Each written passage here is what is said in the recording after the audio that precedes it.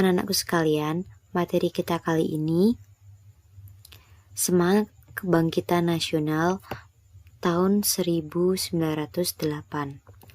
Nah, yang akan kita bahas kali ini submateri A, kondisi bangsa Indonesia sebelum tahun 1908.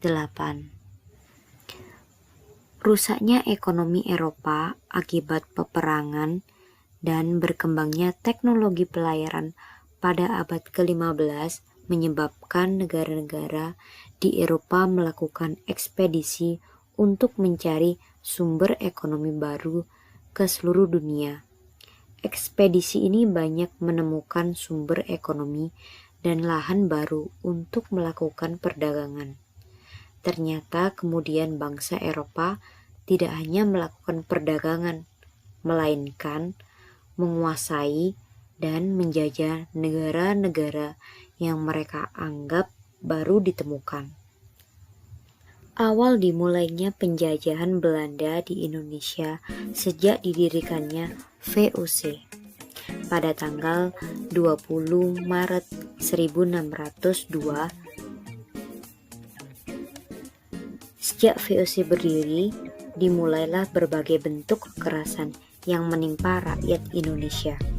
Penderitaan Indonesia terjadi dalam berbagai segi kehidupan.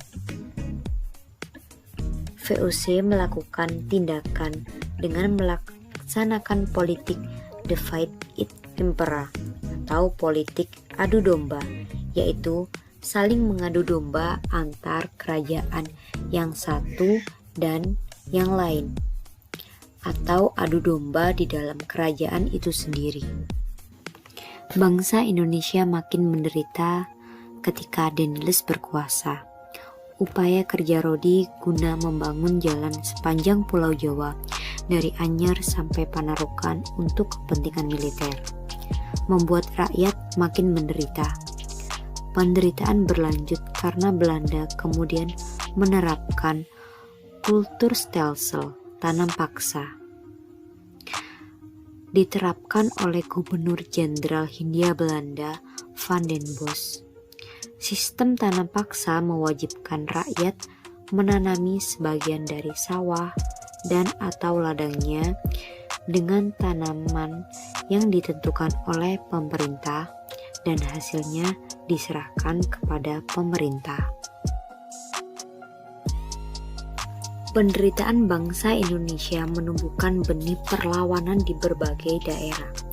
Perjuangan melawan penjajah dipimpin ulama atau kaum bangsawan seperti Sultan Hasanuddin, Sultan Ageng Tirtayasa, Tuanku Imam Bonjol, Pangeran Diponegoro.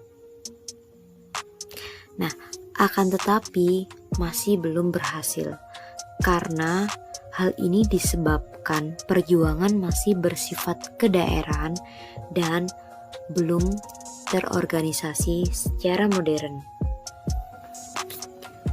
Penderitaan yang dialami bangsa Indonesia menyadarkan beberapa orang Belanda yang tinggal atau pernah di Indonesia, di antaranya Baron van Houvel, Edward Douwes Dekker, dan Mr. van Deventer.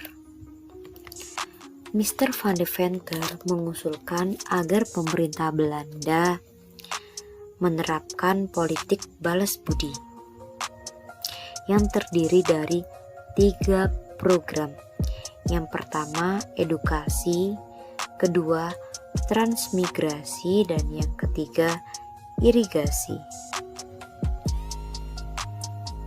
Edukasi bertujuan untuk menyediakan tenaga terampil dan murah.